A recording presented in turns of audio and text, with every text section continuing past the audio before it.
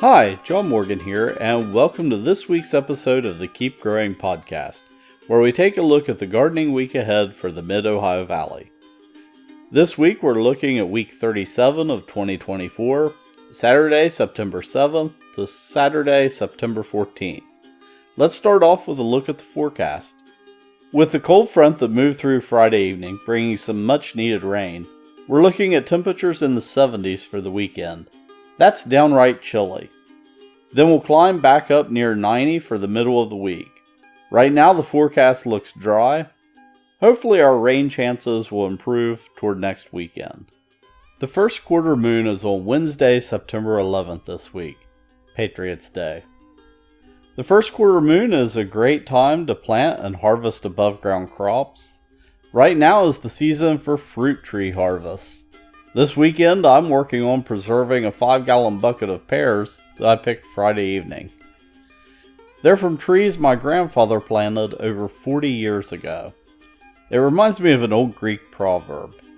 A society grows great when old men plant trees in whose shade they shall never sit. In the garden this week, seed carrots and bunching onions in cold frames or high tunnels. Plant garden mums and hardy evergreens, and harvest early pumpkins. September 14th, begin exposing overwintered poinsettias to 14 hours of darkness each day to force them to turn by Christmas. This is actually a pretty common question that I get. Why did my poinsettias stay green during the winter? Poinsettias changing color, like fall garden mums blooming, are day length dependent. Exposure to extended periods of darkness triggers them to start producing red pigment and decreasing the amount of green pigments in the upper leaves that become the quote-unquote blooms. In the depths of winter here at Bob's, we use supplemental lighting in the greenhouse.